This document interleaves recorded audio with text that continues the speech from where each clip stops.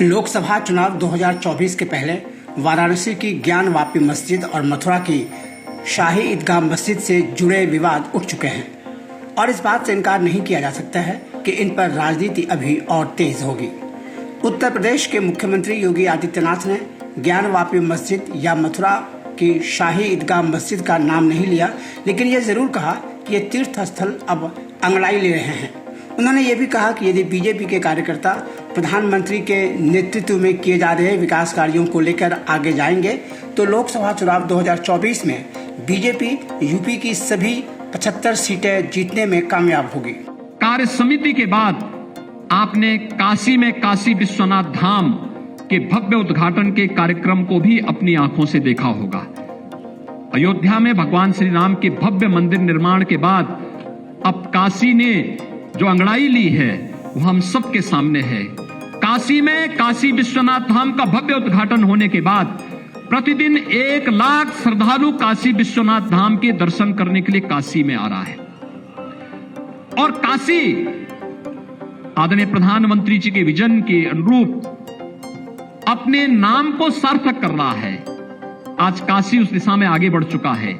मथुरा, वृंदावन, विंध्यवासिनी धाम, नेमिष धाम, सुख तीर्थ, वे सभी तीर्थ एक बार फिर से एक नई अगड़ाई लेते हुए दिखाई दे रहे हैं और उन स्थितियों में हम सबको आगे बढ़ना होगा।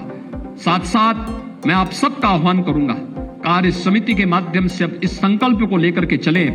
2024 के चुनाव की भावभूमि अभी से हमें तैयार करनी होगी।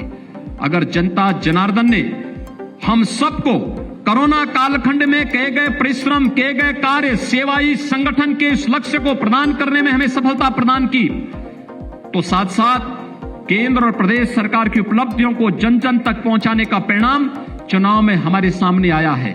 लेकिन हमें अभी 2024 के लिए अपने आप को अभी से तैयारी करके आगे बढ़ना होगा और 2024 के लोकसभा चुनाव में प्रधानमंत्री मोदी जी के नेतृत्व में एक बार फिर से हमें साबित करना है।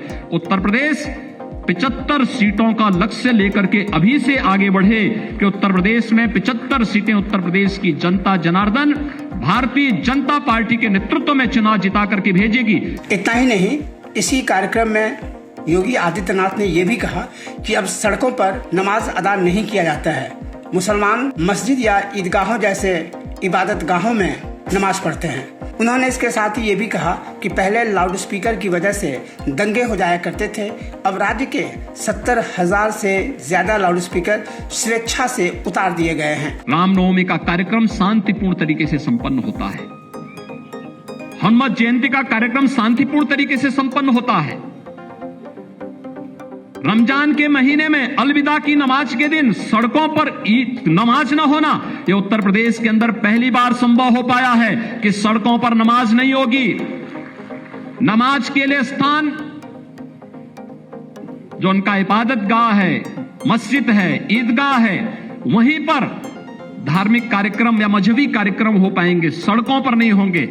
और इसके साथ ही आपने ये भी देखा होगा कि जो अनावश्यक शोरगुल था, उस शोरगुल से कैसे मुक्ति मिलती है, कैसे 70,000 से अधिक माइक जो धर्मस्थलों पर लग करके पहले तमाम लोगों को परेशान करते थे, कोई बुजुर्ग है, कोई बीमार है, कोई नवजात शिशु है, और लगभग 60,000 माइक की आवाज परिसर तक सीमित हो जाना, यह अपने आप में एक ऐसा उदाहरण है जिसे लेकर के लोग मानते हैं कि वास्तव में जिन बातों को लेकर के, छोटी छोटी बातों को लेकर के दंगा होता था, माइक कभी दंगा का कारण बनता था, माइक कभी अराजकता का कारण बनता था, माइक कभी दो पक्षों में आपसी तनाव का कारण बनता था।